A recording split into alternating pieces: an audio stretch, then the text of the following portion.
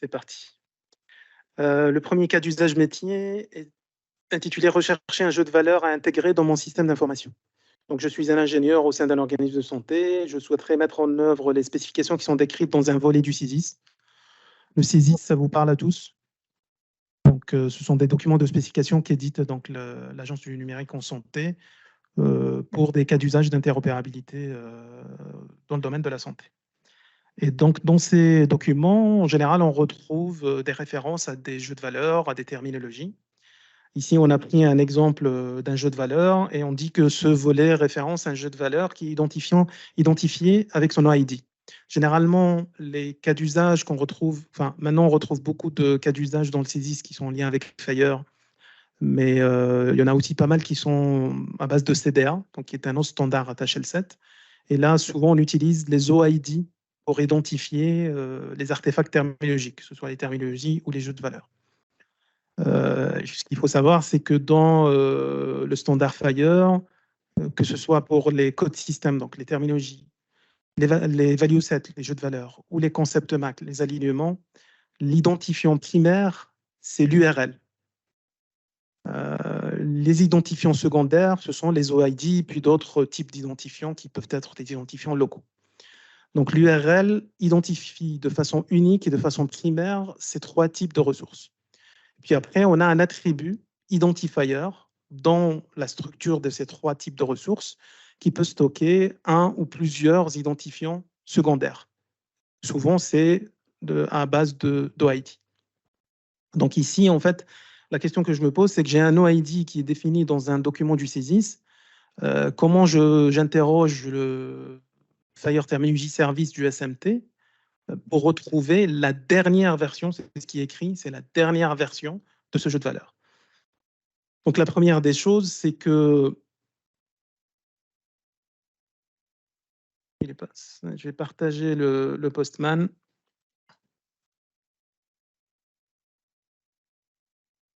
Donc la première des choses, c'est que je requête sur le serveur, donc toujours la base URL de mon Fire Terminology Service. Je recherche un jeu de valeur, donc forcément derrière le type de la ressource, c'est value set. Et l'opération de recherche ici, c'est un point d'interrogation parce que c'est une search. Et ce que je vous disais tout à l'heure, c'est que ici, l'information qu'on a en entrée, c'est un OID. Et l'OID, on le cherche dans un attribut qui s'appelle identifier. Donc, si je lance cette requête-là, le serveur, pour toute requête de recherche, me répond toujours avec un type de ressource qui s'appelle bundle. Donc, c'est un sac de ressources, en fait. Et dedans, je navigue et je trouve le total donc, des ressources qui correspondent à cette recherche-là. Je trouve qu'il y en a un seul, et c'est tant mieux parce que sinon on aurait fait mal notre travail, puisque normalement pour un OID, il devrait y avoir une et une seule ressource, comme pour l'URL aussi, il devrait y avoir une et une seule ressource. Ici, la ressource est décrite dans la balise entry. On a son ID, et puis on a un certain nombre de métadonnées. On a son URL qui l'identifie ici. Ça, c'est l'URL identifiante de cette ressource jeu de valeur. Maintenant, quand je fais un search, le serveur me répond uniquement avec des métadonnées. Moi, je veux voir le contenu de ce jeu de valeur. Donc, qu'est-ce que je fais? Je récupère l'ID du jeu de valeur qui est là. Pourquoi? Parce que l'ID identifie de façon unique le jeu de valeur au sein du serveur. L'URL et l'OID, ce sont des identifiants qu'on qualifierait d'universels. C'est-à-dire que demain, si je dois échanger ce jeu de valeur avec un autre organisme en France ou à l'international, ce qui va permettre d'identifier de façon unique à l'extérieur de mon système d'information qui est l'ANS, c'est l'URL et l'OID. Par contre, au sein de mon serveur, ce qui permet d'identifier de façon unique cette ressource-là, c'est l'ID. Donc, quand je vais demander au serveur de m'afficher cette ressource-là, je renseigne l'ID. Donc, je fais ça, hop. Je viens ici, je le mets à la fin. Je lance ma requête et là, le serveur m'affiche la ressource en elle-même et son contenu. C'est-à-dire, on retrouve les métadonnées, donc l'ID, l'URL, l'identifier qui est ici, la version, le name, le titre, le publisher, tout ça, c'est des métadonnées. Puis j'arrive dans une balise qui s'appelle compose. C'est ici que je devrais retrouver les codes concepts qui sont contenus dans ce jeu de valeurs. Donc, quand je navigue dans cette balise-là, je me retrouve avec pas de code concept. Je me dis, il y a un truc bizarre. En fait, il n'y a pas un truc bizarre. C'est que dans Fire, en général, on essaye de définir les jeux de valeurs de façon dynamique. C'est-à-dire, on définit des règles logiques pour qu'on puisse les remplir de façon automatique à partir de la structure des terminologies. Alors, pourquoi on fait ça? On fait ça pour éviter les erreurs manuelles de remplissage du jeu de valeurs à la main, code concept par code concept. Là, je sais que le serveur va aller chercher dans la terminologie et remplir mon jeu de valeurs. Donc, je sais qu'il n'y aura pas d'erreur dans le jeu de valeurs que je vais utiliser dans mon système d'information. Ça ne veut pas dire que dans un Fire Terminology Service, on ne peut pas créer de jeu de valeurs en mettant code concept par code concept. Ça reste toujours possible. Mais ce qui est recommandé, c'est de définir un jeu de valeurs avec des règles logiques. Ici, la règle logique, elle dit quoi? Elle dit ce jeu de valeurs inclut tous les codes concepts de ce système. Système, ça veut dire terminologie. Ici, on voit que le système, c'est Cladimed, donc c'est la terminologie Cladimed. Donc, je demande à mon serveur Fire Terminology, remplis-moi ce jeu de valeurs avec des codes concepts venant de Cladimed dans la propriété parent. Donc, je sais que dans la structure de cette terminologie, il y a une propriété qui s'appelle parent et égale à la valeur G. Bon, on a pris une valeur comme ça au hasard. Ça veut dire que normalement, le serveur, qu'est-ce qu'il va aller faire?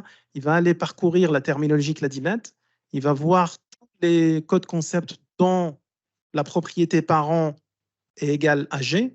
Il va le prendre, ce code concept, il va le mettre dans mon jeu de valeurs. Donc là, comment je fais pour justement générer le contenu automatiquement? J'utilise l'opération dont je vous ai parlé tout à l'heure, qui est $expand. Donc, si je fais un $expand et que je lance la requête,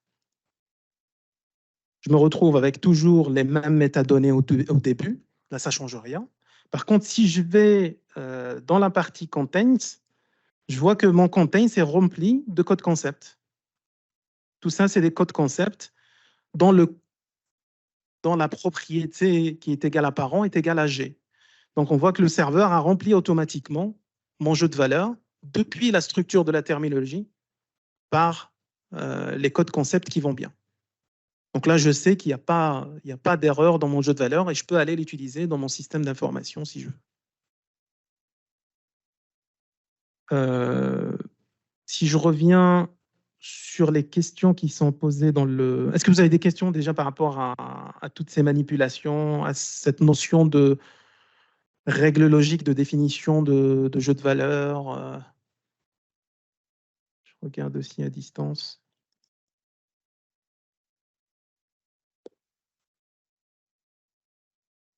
Je vais revenir sur les questions qui étaient posées. Donc, quel type de ressource Fire doit être interrogé? Donc là, vous l'avez compris, c'est un jeu de valeurs, donc c'est value set. Écrire là où les requêtes, là, vous avez vu l'ensemble des requêtes qui sont nécessaires pour répondre à cette question. Vous avez toujours les métadonnées au début de la ressource, donc URL, ID, version, date, tout ça. La seule, en fait, la particularité de la question qui est en lien avec la notion de dernière version, ce qu'il faut savoir, c'est que dans un Fire Terminology Service, par défaut, le serveur vous renvoie toujours la dernière version d'une instance d'une ressource. Donc, quand j'ai interrogé, moi, tout à l'heure, le serveur, par défaut, c'était la dernière version. Mais on peut bien évidemment naviguer dans les versions. Et ça tombe bien, c'est l'exercice qui est juste après. C'est bien fait. Hein. Vous n'avez pas de questions?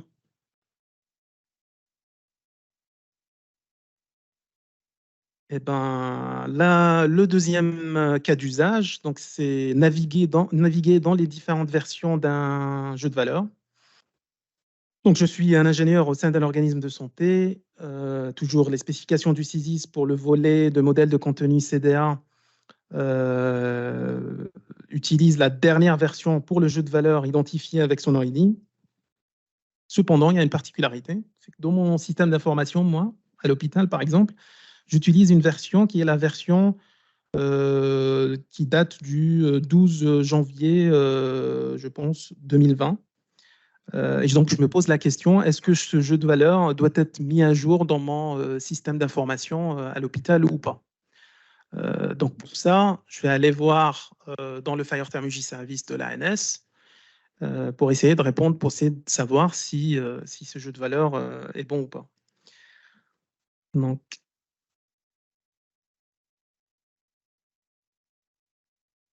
c'est exactement les mêmes, plus ou moins les mêmes étapes. Donc, j'écris toujours la base URL de mon Fire Terminology Service. Je cherche un jeu de valeur. Ce que j'ai en entrée dans le document, non, je ne partage pas.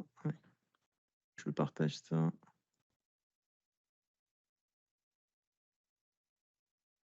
Ce que j'ai en entrée dans le document, c'est un OID, donc je cherche avec l'OID. Donc cette requête-là, comme pour tout à l'heure, elle me permet d'identifier le jeu de valeur dans mon serveur pour récupérer essentiellement son ID. Son ID est là. Donc je récupère l'ID, je fais comme tout à l'heure, tac.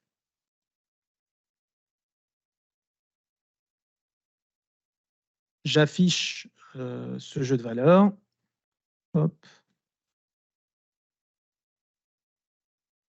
Donc, on a toujours au tout début les métadonnées, l'URL, l'identifier, la version, etc. etc. Et là, je vois que ce jeu de valeur contient un code concept qui est issu de la terminologie CLADIMED. Ouais, ça, on ne voit pas. De la terminologie EMDN, pour le coup. Et donc, on a le code concept et on a le display. Donc là, le jeu de valeur a été écrit à la main, donc il n'y a pas de règle logique. Donc l'idée là, c'est de pouvoir identifier les différentes versions de ce jeu de valeur dans le serveur du SMT. Donc qu'est-ce que je fais? J'utilise l'opération dont je vous ai parlé tout à l'heure, qui est l'opération history. Donc je fais history, hop. Là, il me renvoie toujours un bundle et il me dit qu'il y a 3 versions différentes de ce jeu de valeur. Donc moi, je cherche une version particulière, c'est la version qui était citée dans le cas d'usage. Il faut savoir que le versionning dans les ressources Fire, en fait, il y a différents types de versions. Là, on parle de version métier, et la version métier d'une ressource, c'est toujours l'attribut version, tout simplement. Après, on a des versions système, c'est-à-dire les versions de la ressource quand elle est stockée en base de données dans le serveur. Ça, c'est pas le, c'est pas dans, en fait, c'est pas ce qui est utilisé pour un utilisateur final. Vous, ce qui vous intéresse en tant qu'utilisateur final, c'est les versions métiers, pas les versions qui sont stockées dans le serveur. Ça parle plutôt aux gens qui gèrent le serveur, c'est-à-dire nous. Donc vous, ce que vous allez rechercher la version métier qui est citée dans le document PDF là, de l'exercice, du cas d'usage, qui correspond à l'attribut version. C'est-à-dire que si je repars dans mon document PDF, là, j'ai la version qui est citée ici. Donc, je vais aller chercher cette version-là. Je recherche dans le résultat qui m'a été envoyé. Je vois qu'il pointe vers une des 3 versions qui m'ont été renvoyées par le serveur. La seule chose, c'est que je vois que le statut de cette version-là, c'est retiré. C'est-à-dire que j'utilise dans mon système d'information une version qui a été retirée. Donc, ce n'est pas bon. Donc, je dois mettre à jour mon système d'information avec la dernière version. Et la dernière version, comme je vous ai dit tout à l'heure, c'est toujours la version que renvoie le serveur par défaut. Par contre, si vous voulez, là, je sais qu'il y a 3 versions de ce jeu de valeur. Je peux naviguer dans les versions en mettant des numéros. En fait, dans le Fire Terminology Service, les versions sont numérotées, 1, 2, 3, 4, 5, comme ça. Donc, c'est toujours des chiffres simples. Et donc là, par exemple, je peux naviguer dans la version 1. Si je fais history/1, il m'affiche la version 1, qui est la toute première version de ce jeu de valeurs et qui est retirée. La version 2, donc je vois que la version 2 est en statut draft, donc c'est toujours pas bon. La version 3, si je regarde le statut, elle est active, donc c'est bien la version que je dois utiliser dans mon système d'information.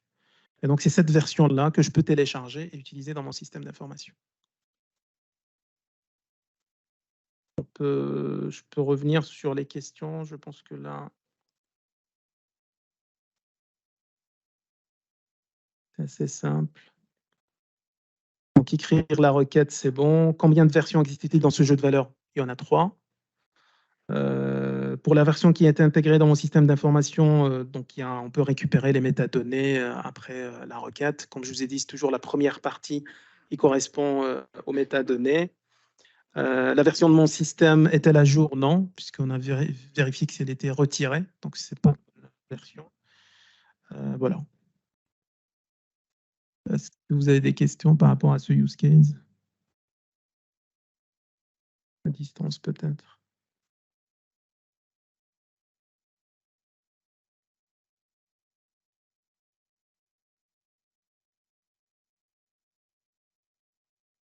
Et on peut passer au cas d'usage 3. Donc, le cas d'usage 3 est intitulé « Vérifier si un code concept appartenant à un jeu de valeurs donné appartient à la terminologie sur laquelle se base le jeu de valeurs en question ». Donc là, je suis toujours un ingénieur au sein d'un organisme de santé. Je développe des interfaces d'interopérabilité qui récupèrent des documents au format CDA dans un volet du CISIS et extrait des données codées de la terminologie SIM10. Donc, j'ai reçu des données codées avec les 3 codes suivants et je souhaite donc vérifier que la version courante de la terminologie SIM10 contient bien ces codes-là. Donc, en gros, j'ai un jeu de valeurs qui contient un certain nombre de codes concepts avec des displays et je veux vérifier si vraiment ces codes concepts sont bons et en plus, si les displays qui sont rattachés sont bons également. Pas de questions par rapport au contexte? Ça vous parle? Donc là, ce que je fais, c'est que la première des choses que je fais, c'est identifier la terminologie que je cible. Ici, la terminologie, c'est clairement la terminologie SIM10. Ce qui vous est donné en entrée, c'est l'URL de la terminologie. Donc, ce que je dois faire, pareil que pour les jeux de valeurs, c'est identifier l'ID de la terminologie, qui l'identifie de façon unique dans le serveur. L'URL l'identifie de façon unique en dehors du serveur. Mais dans le serveur, il faut d'abord que j'identifie son ID. Donc, ce que je fais, c'est faire un search dans le serveur sur l'URL. Donc, je recherche cette URL-là pour que je puisse afficher la terminologie en question. Je vais partager le Postman.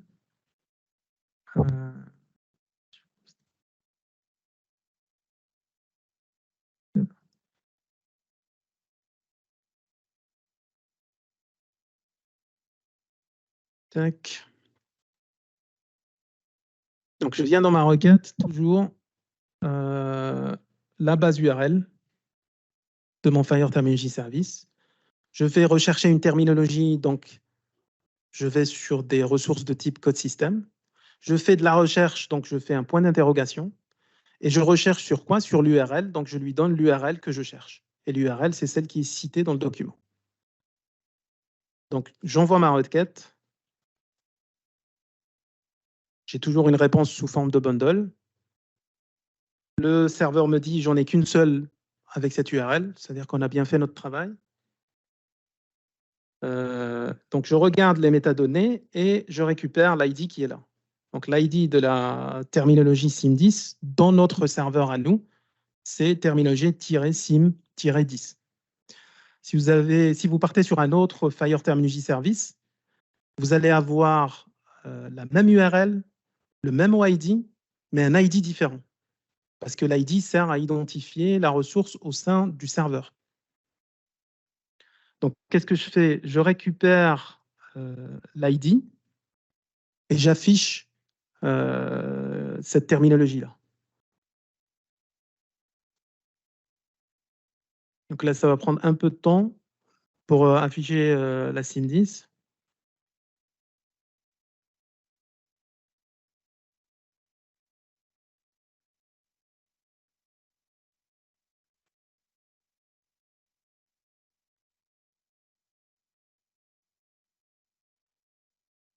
C'est pas une petite terminologie, hein, donc...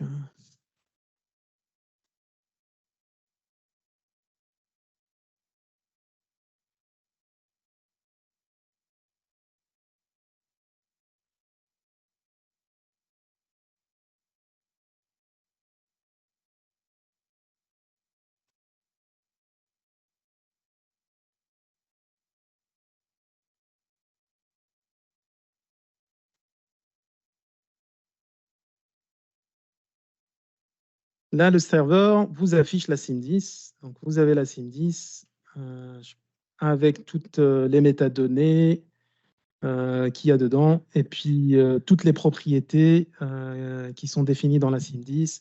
Là, vous savez qu'il y a 19 163 codes concept dans cette version-là de la SIM10.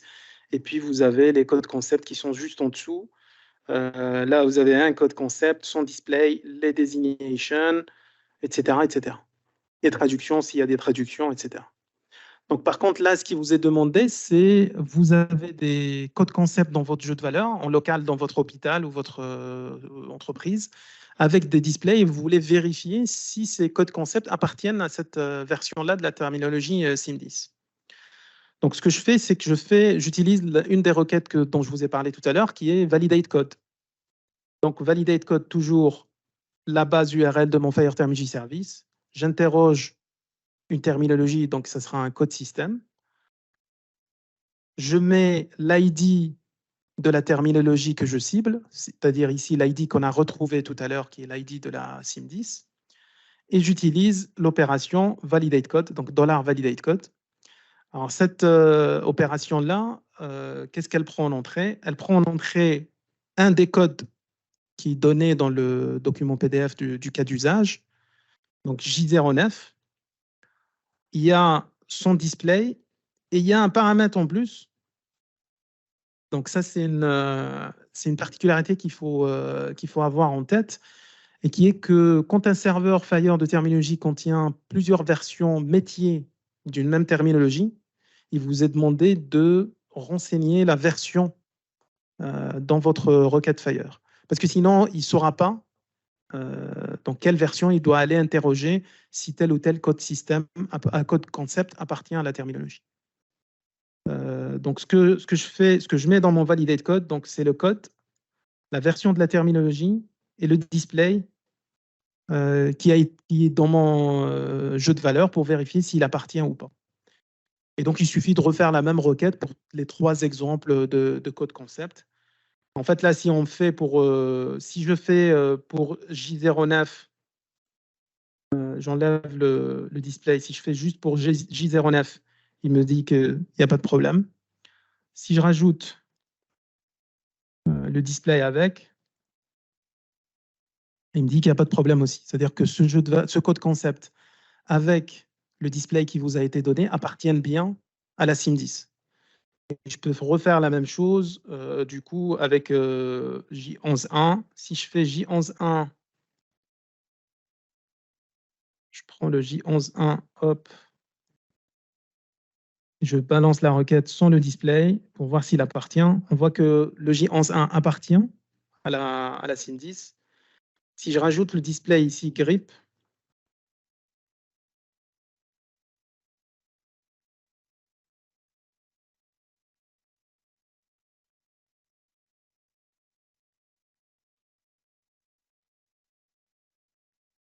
Je vois que le serveur me dit que non. C'est-à-dire que le code en lui-même appartient bien à la terminologie, mais le display qui était renseigné dans mon jeu de valeurs n'est pas bon. Alors que le dernier exemple, ici, le J19, si je fais J19, je teste l'appartenance, hop, juste du code concept, ben, je vois que c'est pas la peine de tester son display puisque le code en lui-même déjà n'appartient pas à la terminologie.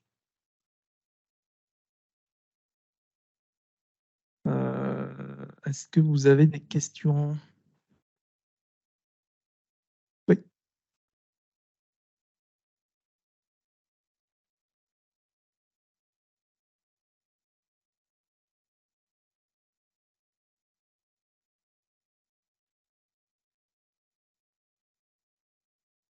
Qu'est-ce qui se passe si on met pas le numéro de version et qu'il y a plusieurs versions? En fait, ce qui pourrait arriver, c'est que vous aurez une erreur, en fait. Le serveur peut afficher une erreur s'il y a des versions métiers différentes.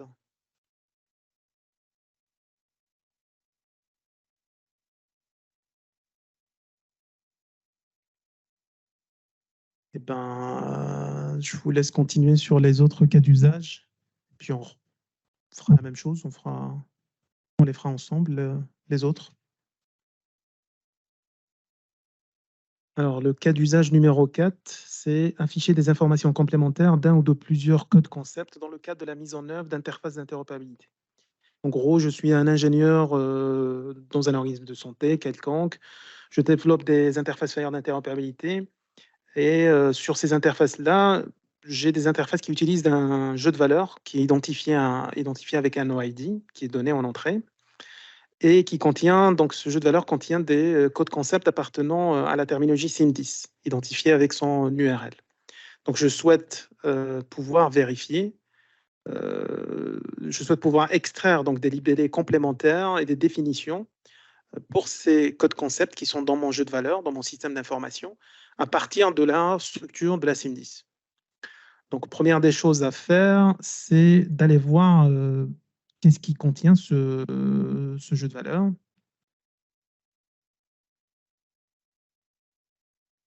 Alors,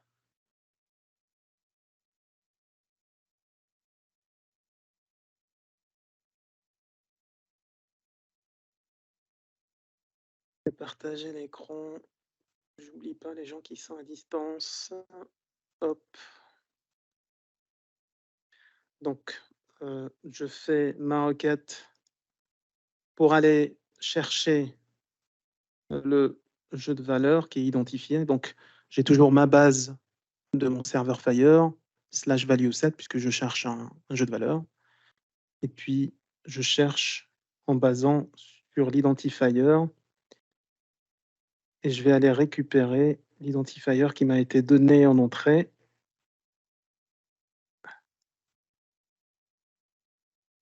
Donc, je copie-colle l'identifier qui m'a été donné en entrée. Hop. Je lance la requête. Là, j'ai un bundle avec 0 réponse parce qu'il y a un blanc quelque part qui traîne.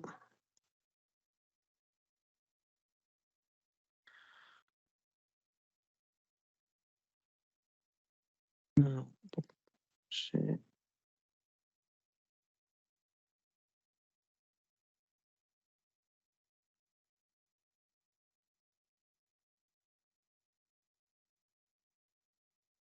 donc, j'ai mon jeu de valeurs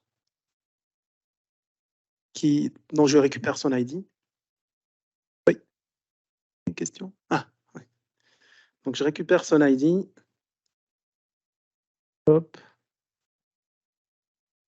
J'affiche le jeu de valeurs comme tout à l'heure. Donc, j'ai toujours les métadonnées et puis je récupère les codes concepts. En fait, je vois bien qu'ici, il contient des codes concepts qui viennent de la SIM10. Mais je vois bien qu'il n'y a que des codes concepts. En fait, il n'y a pas le display à côté, il n'y a pas d'autres informations. Donc, c'est ça qui me gêne dans ce scénario-là, c'est que je veux aller voir dans la structure de la SIM10 d'autres informations sur ces codes concepts depuis la structure de la SIM10. Et donc là, j'utilise une opération spécifique à la ressource code system, donc à la ressource terminologique qui s'appelle $lookup. Donc le $lookup, ça s'écrit, donc toujours, on a toujours la base URL de notre serveur terminologie service. Je vais chercher dans une terminologie, donc c'est le type de ressource code system. J'écris ma requête $lookup. Et donc, qu'est-ce que je lui dis?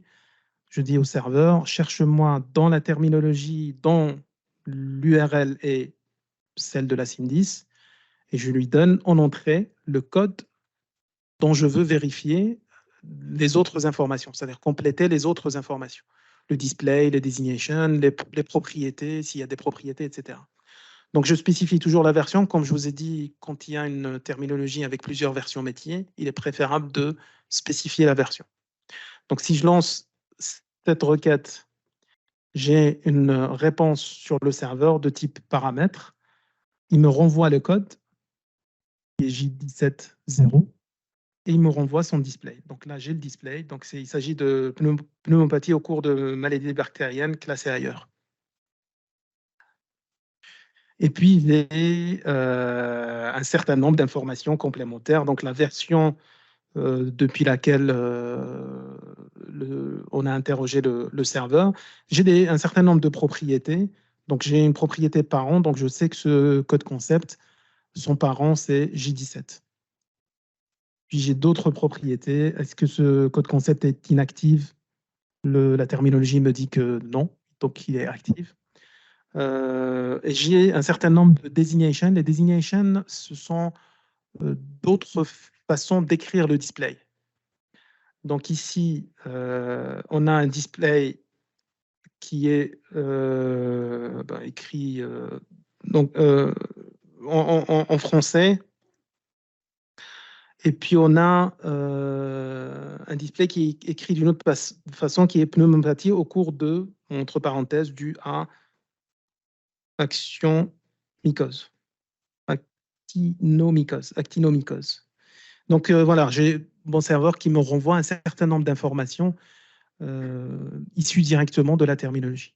Et donc, je peux faire exactement la même chose avec les autres codes concepts. Donc, je renseigne ici le code dont je veux avoir d'autres informations et j'interroge à chaque fois ma terminologie pour avoir d'autres informations sur les codes concepts que j'ai dans mon jeu de valeurs qui était totalement nu tout à l'heure. Donc, il n'y avait que les codes ici. Donc, je peux faire le J11 ou le J09 pour voir ce que le serveur me retourne.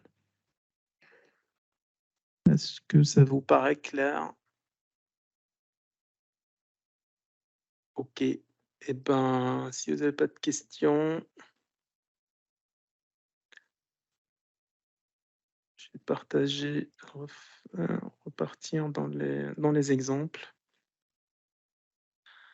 Le use case numéro 5 est très simple. En fait, c'est la même chose qu'on a vu tout à l'heure pour les jeux de valeurs. On le voit pour les terminologies. Donc, je recherche une terminologie à partir de son ID. Donc, il se trouve que dans les volets du CISIS, on peut aussi identifier une terminologie avec son ID. Et donc, je veux rechercher cette terminologie. Donc, j'ai son ID qui est là. En fait, la requête est très simple. C'est que j'ai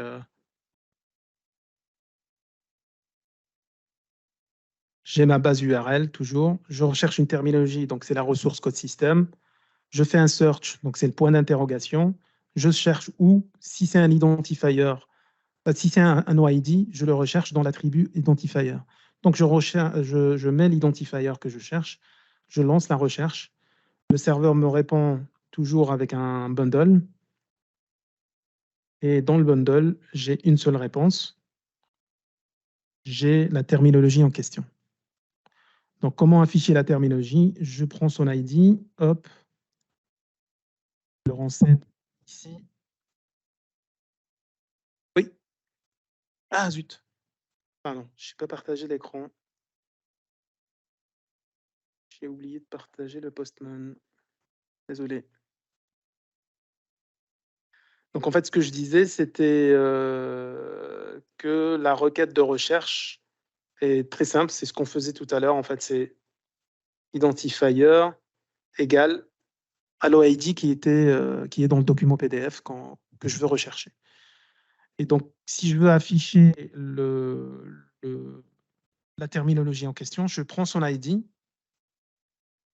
et je fais exactement pareil que pour les jeux de valeurs. Je renseigne l'ID à la fin et je lance ma requête. J'ai la terminologie qui est affichée. Je sais que la terminologie, c'est une TRE. Les TRE, ce sont des terminologies qui sont spécifiques à la NS, qui sont publiées dans les NOS, les nomenclatures des objets de santé.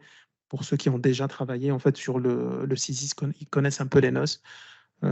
Donc voilà, vous avez la terminologie qui est affichée avec ces métadonnées et avec ces codes concepts qui sont juste en dessous là. Donc là, vous avez les codes concepts. Est-ce que vous avez des questions?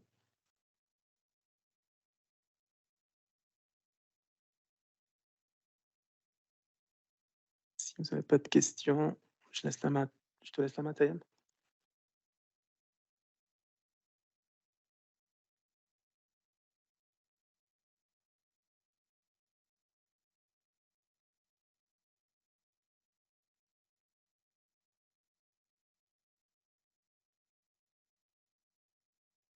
Est-ce que je peux tout...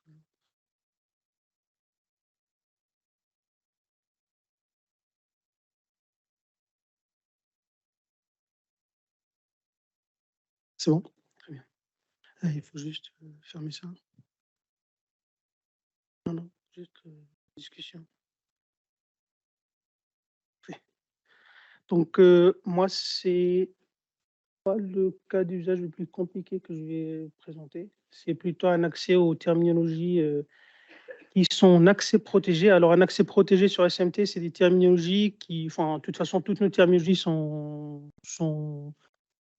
en accès libre, il n'y a pas de souci. Il y a juste l'exception de 2 terminologies qui sont Midicabase et le référentiel UCD, où quand on a mis ces terminologies sur SMT, dans la licence, les unités de production de ces 2 terminologies, et il voulait qu'on a une information sur sur les gens ou les utilisateurs qui téléchargent ces terminologies. Et du coup, pour télécharger ces 2 terminologies spécifiques, il faudra avoir un compte sur le SMT. Donc, il y a l'exception du SNOMED, on ne va pas en parler tout de suite, mais sur ces 2 terminologies, il faut avoir un compte sur le SMT pour pouvoir les télécharger. Et du coup, quand vous allez par exemple sur le SMT actuellement, si vous sélectionnez cette terminologie, donc là, si vous n'êtes pas connecté ici, vous ne pouvez pas la télécharger, donc il faudra se connecter, avoir un compte sur le SMT et télécharger cette terminologie. Et donc, c'est à peu près l'objectif de ce cas d'usage, c'est-à-dire comment on peut, via le Fire Terminology Service, pouvoir accéder à une terminologie en accès protégé sur le SMT. Et donc, on a, dans le cas d'usage, on vous a mis les 2 étapes les plus importantes, c'est-à-dire avoir un compte sur le SMT. Donc, pour avoir un compte, c'est assez simple. Vous allez sur, à droite ici, se connecter. Si vous avez un compte, c'est bon. Si vous n'avez pas un compte, vous créez un compte ici et vous avez un compte sur SMT. Et derrière, sur Fire, ce sera la même chose. C'est-à-dire qu'on a mis dans la mise en prod actuelle, on a mis Midicabase en accès protégé. C'est-à-dire que tant que vous n'avez pas le compte, vous ne pouvez pas la visualiser, vous ne pouvez pas aussi la rechercher. Donc ici, par exemple, si je fais cette requête directement sur tous les codes système qui sont actuellement sur le Fire Terminology Service, donc ici, je n'ai rien mis, je n'ai aucune information sur mon compte. Donc si je fais un send, et normalement, je cherche la terminologie, je ne vais pas la trouver. Donc je peux trouver par exemple la SIM10, donc ça c'est bon, mais Midicabase, qui est une terminologie en accès protégé, elle n'est pas accessible ici. C'est 5, oui. Si. Donc on a 5 terminologies ici. Maintenant, pour pouvoir afficher au moins les terminologies en accès protégé, il faudra, via le compte, qu'on a créé. Ici, j'ai mis par exemple j'ai mis un compte fake sur la SMT, donc atelier Fire ANS Gmail avec un password. Donc, on a une requête qui permet de récupérer un token. Et en fait, à partir de ce token, lancer la requête sur n'importe quelle requête, c'est-à-dire la requête pour la recherche, la requête pour afficher le code système ou même la requête pour afficher tous les codes système et utiliser ce token pour afficher ou pas les terminologies en accès protégé. Et donc, il y a deux façons, je suppose qu'il y a plusieurs façons de combiner les deux, c'est-à-dire obtenir le token et utiliser le token directement dans la requête. Donc, la façon la plus, on va dire, triviale, c'est j'utilise cette requête directement. Donc, aller sur l'exercice que vous avez. Il y a 4 paramètres. Donc, le username, le password, le client ID, donc il faut mettre en auto-serveur, et le grand type, c'est password. Quand je clique ici, j'ai dans le Access Token l'information que je veux. Donc ça, c'est l'Access Token dont j'en ai besoin. Donc il faudra juste le copier si j'arrive.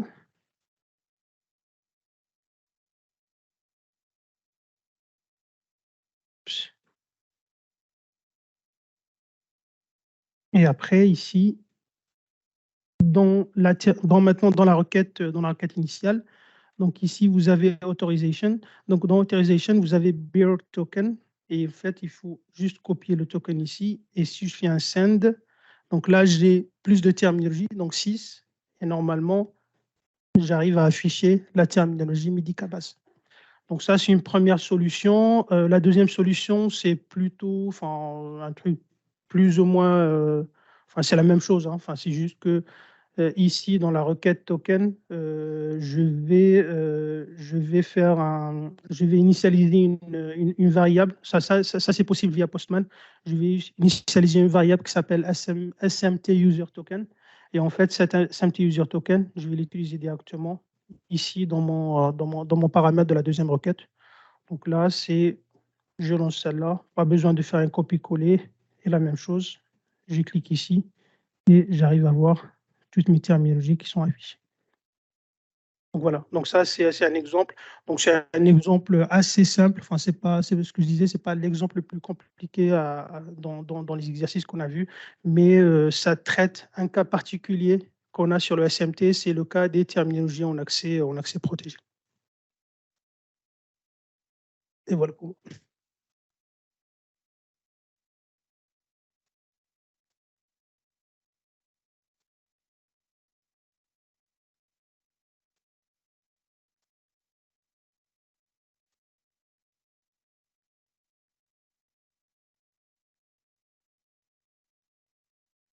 Non, mais je vais prendre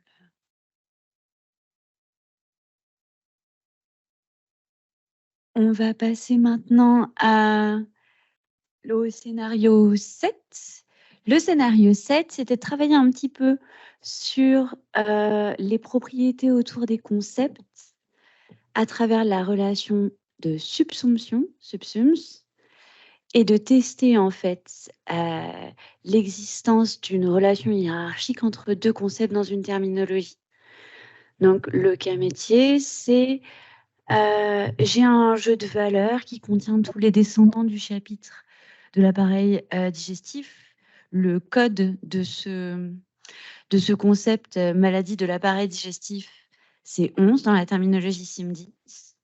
Et je veux vérifier en fait que certains codes concepts qui me sont envoyés correspondent bien aux spécifications implicites de ce jeu de valeurs. Donc le K38.0, K38.7, K37 et C15. Donc pour faire ça, mon Dieu, j'ai un super assistant, trop cool. Donc pour faire ça, on l'a déjà vu un certain nombre de fois. Ce qu'on va aller faire, c'est interroger le code système de la terminologie SIM10 et on va utiliser une fonction qui s'appelle subsums, qui est ici. C'est génial. Et on va lui donner l'URL, donc le paramètre système avec la terminologie SIM10. comme pour toutes les autres fois, on a appelé un code système.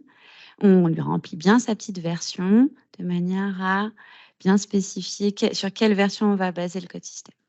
Et en plus de ça, cette fonction, elle prend deux codes, code A et code B, qui sont en fait nos codes de relation de subsumption. Donc, qu'est-ce qui se passe donc ici entre le code 11, qui était mon code chapitre maladie, et 438.0. Ici, qu'est-ce qui se passe? Donc, quand j'ai mon code A, je ne sais pas si je vais y arriver, ici, dans ce sens-là. Donc, j'ai j'ai mon code B qui est 11 et mon code A qui est 438.0. Qu'est-ce que me répond là le serveur? Il me dit, OK, le code A 438.0 est subsumé par, donc est un descendant du code chapitre qui est le code chapitre 11. Ce qui est intéressant, c'est de voir que si on inverse en fait les deux,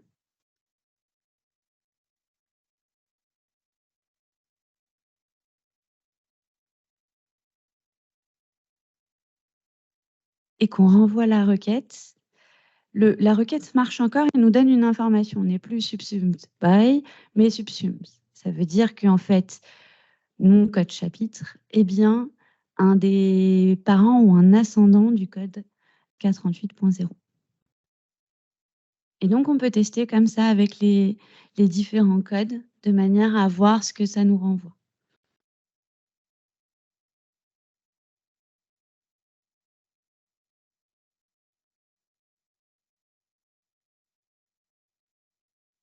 Bon, on vous laisse continuer les autres exercices et puis après, on termine avec ce qui reste. Ça vous convient? Je vous propose de terminer le dernier quart d'heure en faisant les tout derniers exercices. Le dernier, le 1.8, l'intitulé de ce cas d'usage, c'est « Générer à la volée un jeu de valeur à partir d'un autre jeu de valeur ».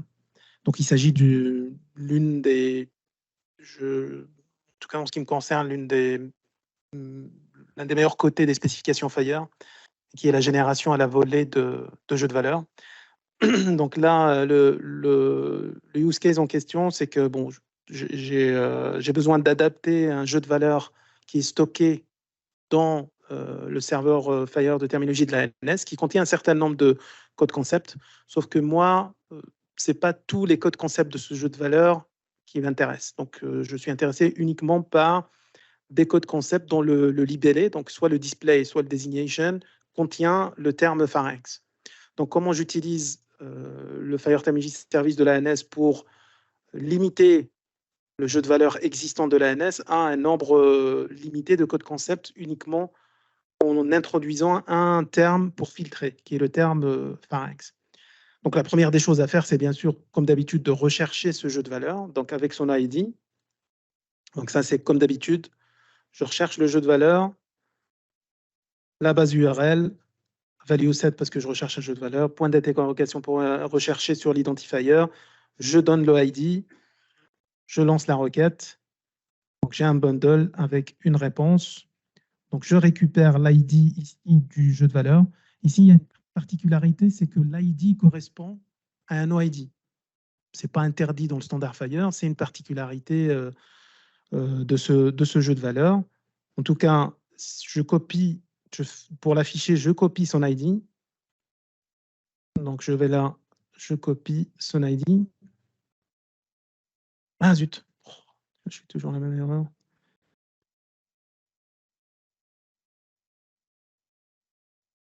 Hop, partager le postman. Tac.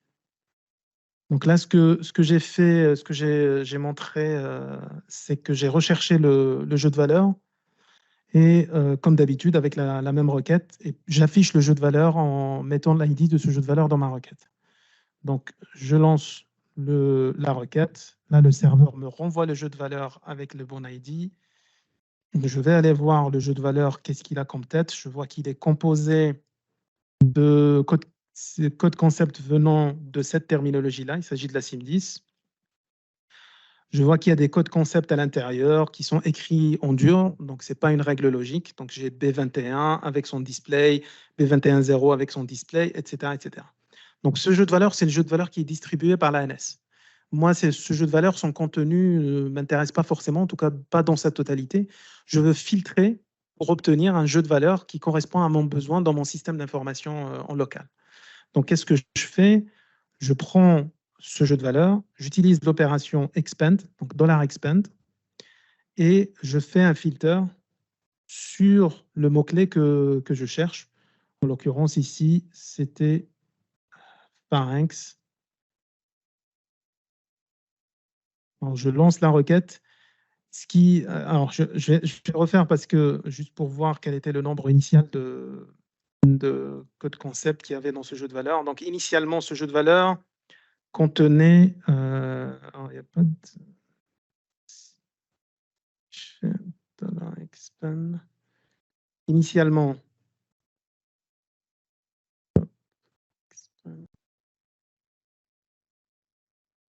ce jeu de valeurs contenait 724 codes concept. Si je filtre sur le mot-clé pharynx, hop, je me retrouve avec un jeu de valeurs qui contient 5 codes concept. Donc, je peux créer des jeux de valeurs à la volée à partir de jeux de valeurs existants dans le FireTime Service. Donc, je récupère je fais un copier-coller ici, je récupère la structure de ce jeu de valeurs et je peux l'utiliser dans mon système d'information en local.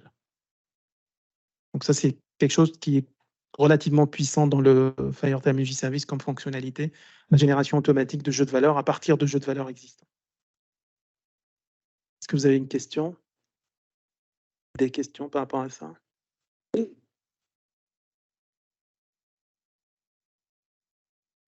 vous n'avez pas de questions, on passe à l'avant-dernier sujet, cas d'usage. Donc l'avant-dernier cas d'usage, en fait, il s'agit de quelque chose qui est présenté vraiment en exclusivité par l'ANS, parce que ce n'est pas quelque chose que vous allez voir ailleurs. Il se trouve que dans les spécifications Fire, il y a une opération qui est définie pour permettre de rechercher un code concept dans une terminologie en donnant en entrée une chaîne de caractères. Cette opération s'appelle find match. Si vous allez voir dans les spécifications Fire, vous allez voir que l'opération find match est une opération qui n'est pas mature. C'est-à-dire, dans les specs Fire, on parle de maturité d'une spécification. Donc, à partir d'un certain degré de maturité, les gens s'accaparent la spécification et l'implémentent. L'opération find match, elle est au niveau de maturité 1, c'est-à-dire qu'elle est très peu mature, et donc il y a très peu de solutions sur le marché, très peu de serveurs Fire Terminology qui l'implémentent. Donc, comment contourner ce problème? C'est à ça que sert ce cas d'usage, c'est qu'on va vous montrer comment nous, on a contourné le problème du fait que cette opération-là n'est implémentée nulle part. Donc, pour contourner ce problème, ce qu'on fait à l'ANS, c'est que pour chaque terminologie, on définit un jeu de valeurs qui contient l'ensemble des codes concepts de cette terminologie. Donc, par exemple, la SIM10, on lui définit un jeu de valeurs qui contient l'ensemble des codes concepts de la SIM10. Et on utilise l'opération qu'on a vue tout à l'heure, $expand avec filter, pour rechercher dans le jeu de valeurs qu'on a créé. Donc, en fait, on détourne un peu l'opération expand. Normalement, elle n'est pas censée être utilisée pour faire de la recherche de code concept. Mais comme, pour l'instant, l'opération find match dans les spécifications Fire n'est pas très mature, donc nous, à l'ANS, on a essayé de trouver une parade, quelque part. Et donc, c'est la parade qu'on vous propose, c'est que dans notre serveur Fire, à terme, en tout cas, toutes les terminologies auront un jeu de valeurs qui contient l'ensemble de leur code concept dans notre serveur et pourrait utiliser ce jeu de valeurs pour faire de la recherche de code concept en vous basant sur ce jeu de valeurs. Donc, je vais vous montrer à quoi correspondent les requêtes qu'il faut utiliser. Hop, je vais partager Postman cette fois, pas que j'oublie. Donc, la première des choses à faire, c'est de connaître l'URL et l'ID de ce jeu de valeurs qui contient l'ensemble des codes concepts de la terminologie cible. En l'occurrence, ici, c'est la SIM10. Donc, la première des choses que je fais, c'est que je vais afficher la SIM10. Quand j'affiche la SIM10, donc j'affiche la terminologie cible. Hop. Vous allez voir qu'il y a un attribut qui s'appelle ValueSet dans la structure de code système, de la ressource code système, qui pointe vers un ValueSet. Et ce ValueSet, c'est le ValueSet qui va contenir l'ensemble des codes concepts de cette terminologie. Et ça va être le cas dans toutes les terminologies que l'on va, nous, héberger dans le SMT. Alors, le temps que ça s'affiche.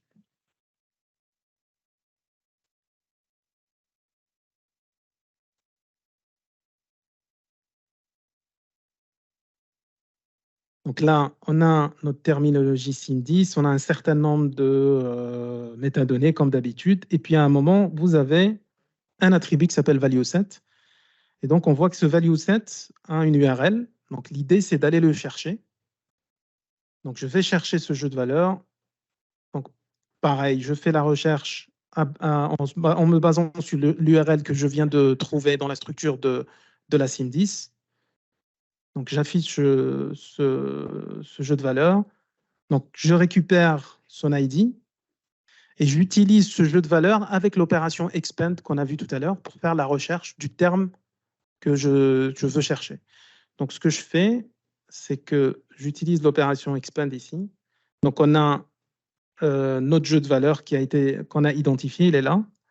Je fais un $expand et je fais un filtre sur Pharynx. Donc, je recherche dans la SIM10 tous les codes concepts qui ont dans leur display ou dans leur designation la chaîne de caractères Pharynx. Donc, si je fais ça, le serveur me répond qu'il y a 21 codes concepts dans la SIM10, dans la version que nous on publie, qui contient la chaîne de caractères Pharynx. Donc, on ne peut pas faire de la recherche actuellement en faisant une seule opération. Vous êtes obligé donc de faire 3 opérations. Une pour afficher la terminologie cible, récupérer le jeu de valeurs qui contient l'ensemble des codes concepts de cette terminologie, et puis faire un $expand dessus. À terme, bien évidemment, dès que l'opération qui s'appelle find match sera plus mature et sera implémentée, bien évidemment, vous la retrouverez dans la brique Fire du SMT. Mais pour l'instant, on va dire que c'est la seule parade qu'on a trouvée pour pouvoir rechercher des termes sur une terminologie à partir d'une chaîne de caractères. Et ça, cette parade-là, je l'ai trouvée nulle part ailleurs. Hein. Donc, c'est vraiment creuser la tête à la NS pour vous proposer ça. Si vous n'avez pas de questions.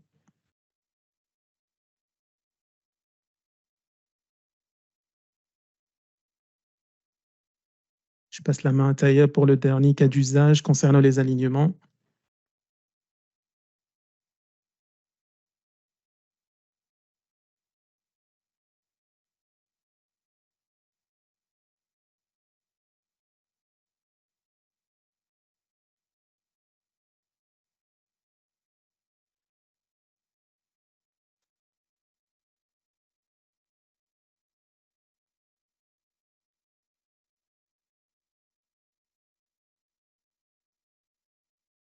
OK. Donc, actuellement, ça, c'est un cas d'usage. Pardon.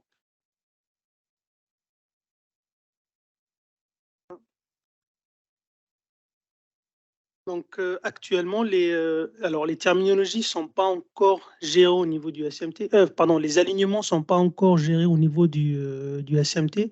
Ça, c'est un cas. Enfin, les alignements sont prévus normalement dans le SMT d'ici fin d'année ou peut-être même début d'année prochaine. Donc, ça, c'est en cours de développement. Donc, l'idée, c'est que sur le SMT, on pourra avoir une gestion des alignements comme on gère actuellement les terminologies. Et donc, la même chose, c'est un cas qui va sûrement se présenter sur le Fire Terminal Service, c'est-à-dire afficher des alignements. Donc, les alignements, c'est quoi? C'est des correspondances entre codes de différentes terminologies. Donc là, le cas d'usage, il parle d'un cas qui va sûrement être présent sur SMT, c'est le cas de l'alignement entre Cladimed et EMDN. Donc Cladimed, c'est une terminologie sur les dispositifs médicaux. Actuellement, elle va être, les développements sur cette terminologie sont arrêtés. Donc on est en la V15. Ça, c'est la dernière version depuis maintenant une année et demie. Et ce qui est prévu, c'est qu'on passe vers une nouvelle, on va passer sur une nouvelle terminologie sur le dispositif médical qui est la nomenclature européenne EMDN. Et l'idée, c'est que derrière, on pourra prévoir un alignement pour que les gens qui utilisent Cladimed actuellement passent facilement vers EMDN.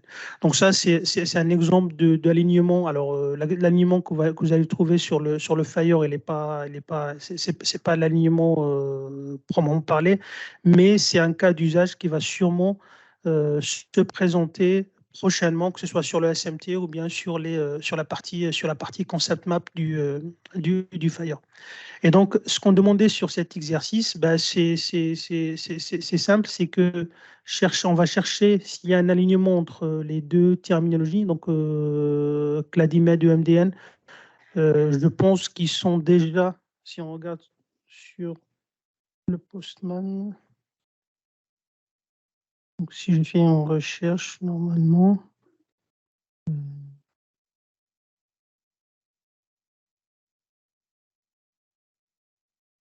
donc voilà, donc Cladimed, c'est déjà une terminologie qui est intégrée sur le Fire, le Fire Terminology Service, et EMDN, la même chose. Et donc l'idée, c'est, la première question, c'est est-ce qu'il existe un alignement disponible sur le Fire Terminology Service entre Cladimed et EMDN? Et j'insiste, ce que disait tout à l'heure Mélissa, j'insiste bien, c'est le sens, c'est de Cladimed vers EMDN et non pas de EMDN vers Cladimed. Et donc, pour réaliser cette première partie, ce que je vais faire, c'est que je vais utiliser l'API Concept Map je supprime ça. Voilà. Je vais utiliser l'API Concept Map du Fire. Et en fait, je vais essayer de chercher s'il y a un alignement qui relie un système source. Donc, dans l'occurrence, l'URL dans notre terminologie, c'est terminologie Cladimed, et un target system qui est terminologie EMDN. Alors, une chose très importante, c'est que dans Fire, l'alignement est fait entre deux value sets. C'est-à-dire que pour intégrer cet alignement sur notre Fire Terminal Service, il fallait créer un value set Cladimed qui va contenir tous les codes de Cladimed et un value set EMDN qui va contenir tous les codes de EMDN, et derrière faire créer le concept map à partir des value sets avec comme source système Cladimed et comme target system EMDN. Et donc là, c'est une requête assez simple. Donc si je la relance, et donc là, j'ai un résultat, c'est que j'ai un alignement dans mon système qui relie Cladimed et EMDN. Et cet alignement, voilà, l'ID, c'est Alignment Cladimed EMDN, et il est intégré. Donc, voilà. Donc ça, c'est bon. Et voilà, donc c'est cette partie-là, c'est que derrière, il faudra, alors je suis pas expert, mais l'idée, c'est qu'on a créé un value set pour Cladimed et un value set EMDN pour pouvoir créer ce concept map. Et après, donc l'idée, c'est que je peux afficher cet alignement, donc Alignment Cladimed EMDN, en utilisant donc l'API concept map avec l'ID de cet alignement. Donc, si je viens à Send, donc ici, j'ai toutes les infos, donc la partie métadonnées pour cet alignement, et derrière, j'ai tous les correspondances. Donc, les correspondances, c'est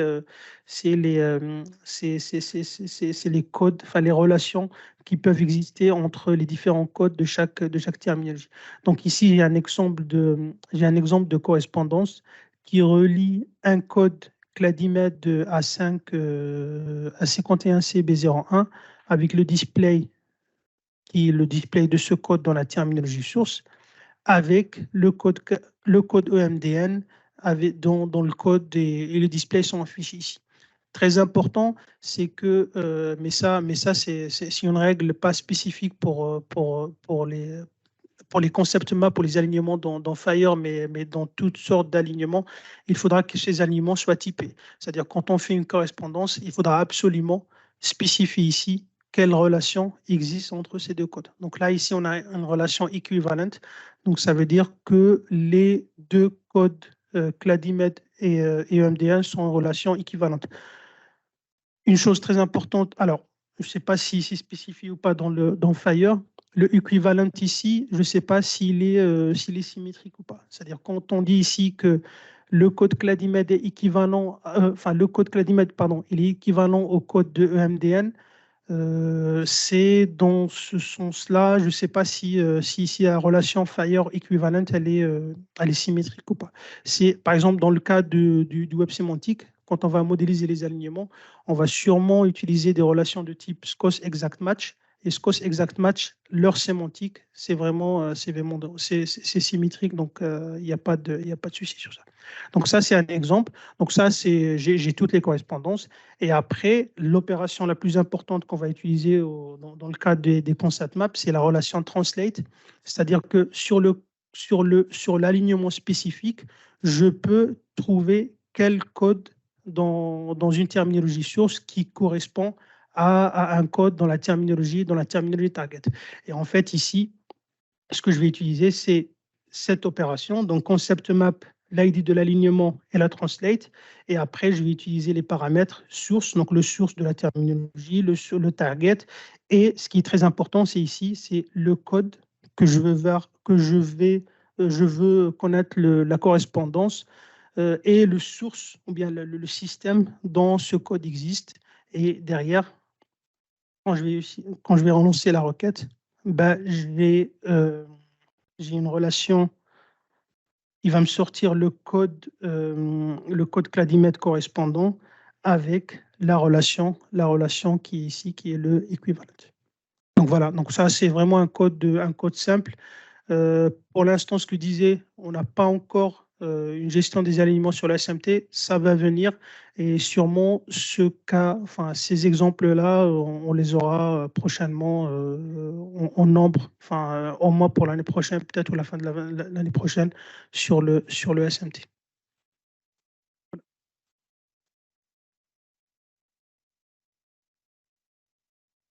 C'est juste un truc, c'est que dans Fire, les alignements sont orientés cas d'usage.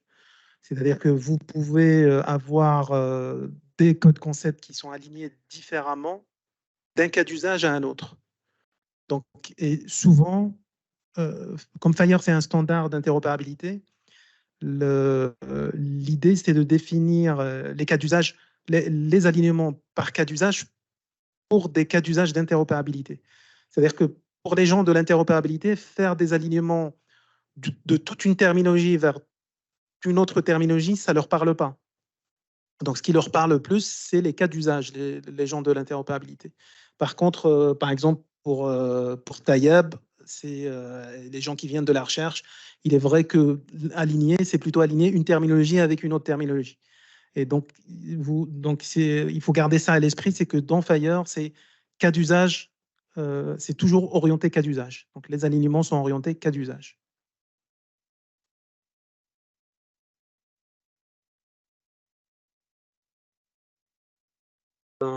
C'était le dernier cas d'usage, justement.